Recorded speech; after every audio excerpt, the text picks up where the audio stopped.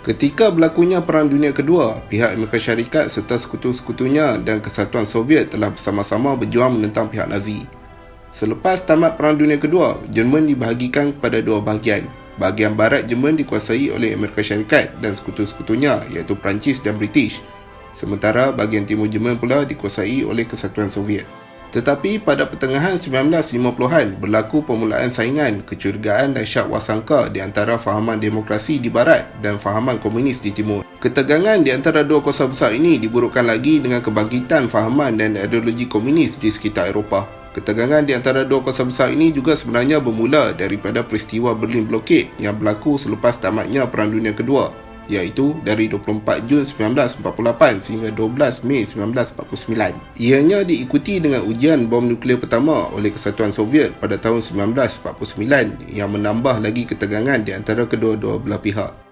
Walau bagaimanapun, pihak Amerika Syarikat dan Kesatuan Soviet tidak pernah bertempur di antara satu sama lain secara berhadapan, tetapi peperangan teknologi di antara dua kuasa besar ini telah mencetuskan perlumbaan angkasa ataupun space race. Ini telah menarik perhatian dunia selama 2 dekad, sehingga Amerika berjaya melakukan pendaratan pertama di bulan pada tahun 1969 dan diikuti dengan perkembangan pesat teknologi angkasa Kesatuan Soviet. Pada 29 Julai 1955, Presiden Amerika Syarikat yang ke-34 iaitu Dwight D. Eisenhower telah mengumumkan pihak Amerika Syarikat akan melancarkan artificial satellite yang pertama di International Geophysical Year. 4 hari selepas itu, pihak Kesatuan Soviet pula mengumumkan perkara yang sama untuk melancarkan artificial satellite Soviet yang pertama, diikuti dengan kelulusan daripada Politburo of the Communist Party of the Soviet Union pada 8 Ogos pada tahun yang sama untuk pembinaan satelit tersebut.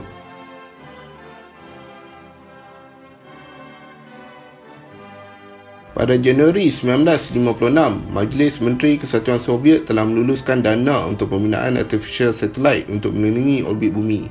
Satelit ini dikenali sebagai Objek D, dijangka siap di antara tahun 1957 hingga tahun 1958. Objek D yang beratnya di antara 1000 hingga 1400 kg akan turut membawa peralatan penyelidikan saintifik yang dianggap seberat 200 hingga 300 kg. Objek D direka dengan tujuan untuk melakukan penyelidikan ke atas ruang angkasa seperti mengukur ketepatan dan komposisi ion di atmosfera, mengukur arus elektrik zarah-zarah pada solar wind, serta mengukur medan magnetik serta cosmic ray.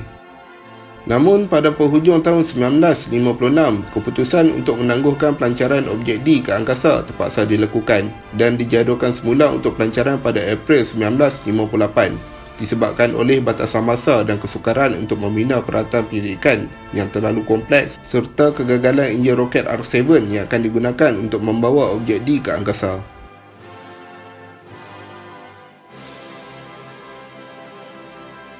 Bimbang pihak Amerika Syarikat akan mendahului Soviet di dalam penerokaan angkasa akibat daripada penangguhan pelancaran objek D. Pihak OKB-1 iaitu Biro Roket dan Angkasa Soviet mencadangkan pembinaan dan pelancaran satelit baru pada April sehingga Mei 1957 sebelum persidangan International Geophysical Year yang bermula pada Julai 1957. Satelit baru yang akan dibina adalah lebih ringkas, lebih ringan dan lebih mudah dibina, serta mengetepikan semua peralatan penyelidikan saintifik yang rumit dan hanya dilengkapi dengan transmitter radio yang ringkas.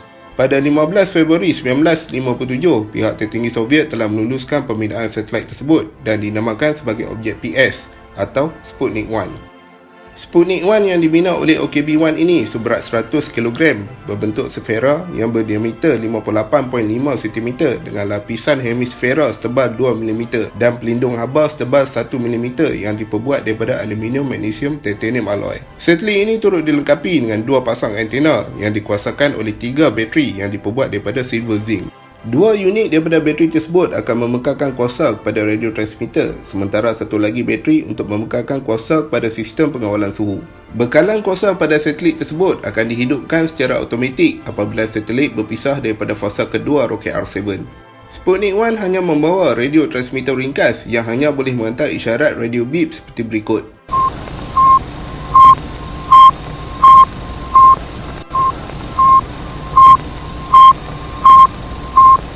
Sputnik 1 juga dapat dikesan dan dijejak dengan mudah oleh para pemerhati dan operator-operator radio amatur di bumi. Ini sengaja dilakukan oleh pihak Kesatuan Soviet bagi membuktikan bahawa Soviet telah berjaya menghantar satelit ke angkasa dan bukannya propaganda atau penipuan daripada pihak Soviet.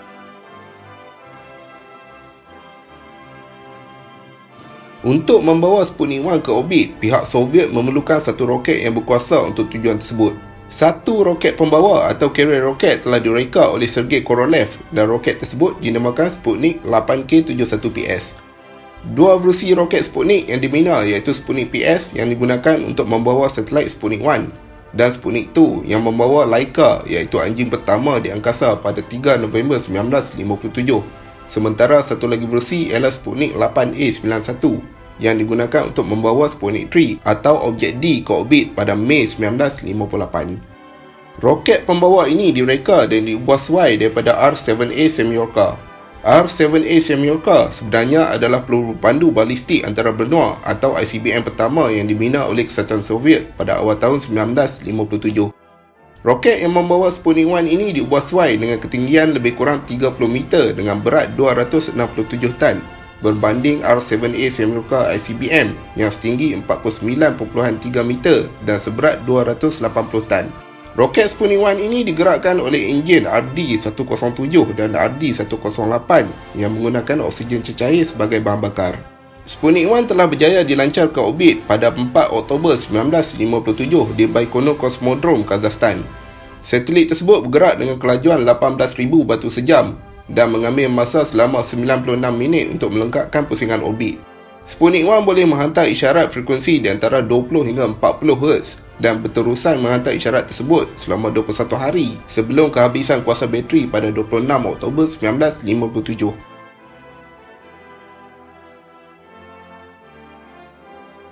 Sejak daripada awal pembinaan, Sputnik 1 tidak segera digunakan sebagai propaganda oleh pihak Soviet.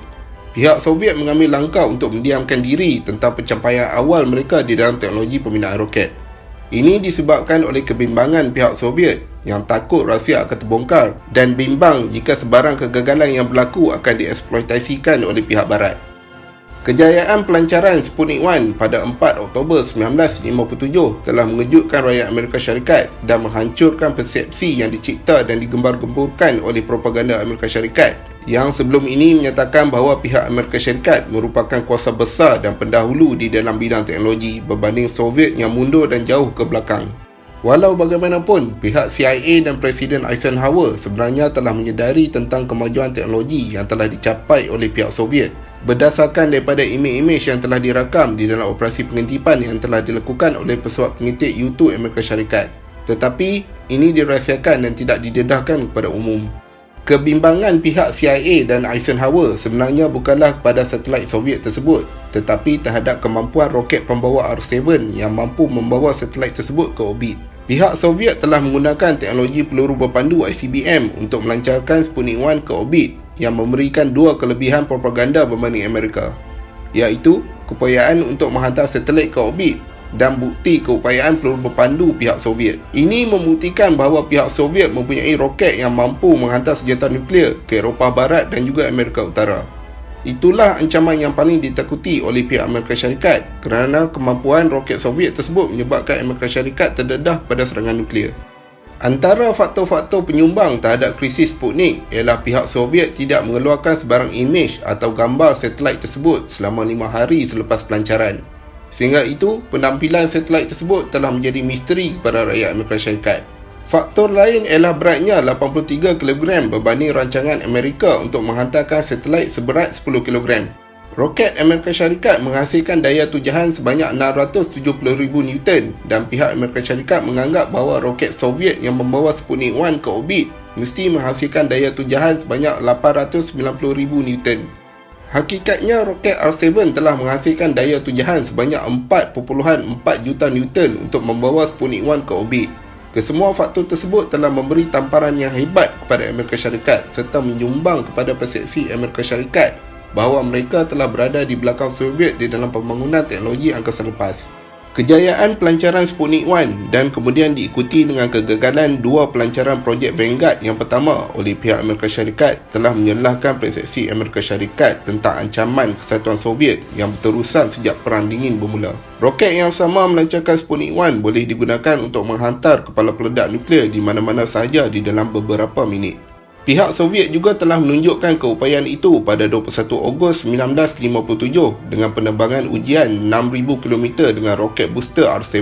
Ujian itu juga telah diumumkan oleh agensi berita Soviet 5 hari kemudian serta dihebahkan secara meluas di dalam media lain.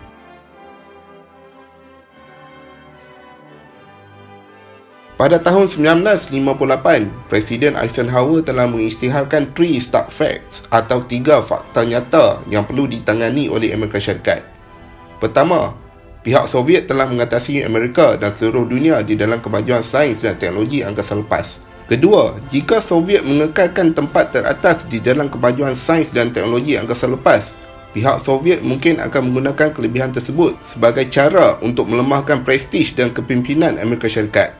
Dan yang ketiga, jika Soviet menjadi yang pertama mencapai keupayaan ketenteraan yang sangat unggul di angkasa lepas, ini akan mewujudkan ketidakseimbangan kuasa dan pihak Soviet boleh menimbulkan ancaman ketenteraan secara langsung terhadap Amerika Syarikat. Eisenhower juga mengatakan bahawa pihak Amerika Syarikat perlu menghadapi cabaran ini dengan kepintaran dan semangat juang yang tinggi. Beliau juga menekankan kepentingan pendidikan di dalam kemajuan sains dan teknologi seperti mana yang telah dilakukan oleh pihak Soviet terhadap institusi pendidikan mereka, jika mereka ingin mendahului Soviet di dalam penerokaan angkasa lepas pada masa yang akan datang.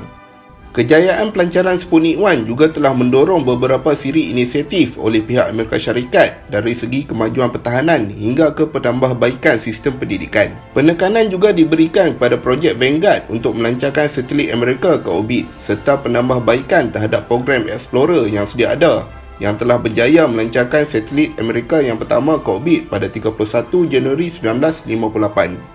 Pada Februari 1958, Eisenhower telah meluluskan pembentukan Agensi Projek Penyelidikan yang kemudiannya dinamakan semula kepada Agensi Projek Penyelidikan Lanjutan Pertahanan ataupun dikenali sebagai DARPA yang berada di bawah Jabatan Pertahanan Amerika Syarikat untuk membangunkan teknologi baru untuk ketenteraan Amerika Syarikat. Beliau juga telah menandatangani Akta Aeronautik dan Angkasa Lepas Kebangsaan serta penubuhan NASA pada 29 Julai 1958.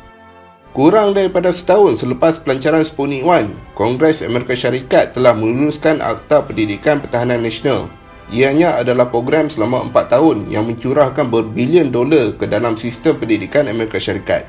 Pada tahun 1953, kerajaan Amerika Syarikat telah membelanjakan kira-kira 153 juta dolar untuk sistem pendidikan. Tetapi menjelang tahun 1960, pembiayaan tersebut telah meningkat sebanyak 6 kali ganda berikutan penubuhan akta tersebut.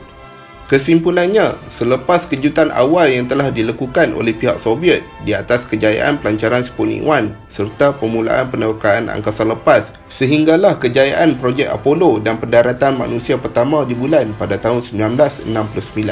Ini merupakan perlumbaan dan peperangan teknologi secara senyap oleh kedua-dua kuasa besar dunia ini. Tetapi jika dilihat daripada sudut positif, kesan daripada peristiwa ini telah menyebabkan perkembangan yang pesat di dalam teknologi penerokaan angkasa lepas sejak dari pertengahan abad ke-20 sehinggalah sekarang yang menguntungkan semua pihak dan tidak hanya kepada dua kuasa besar tersebut saja.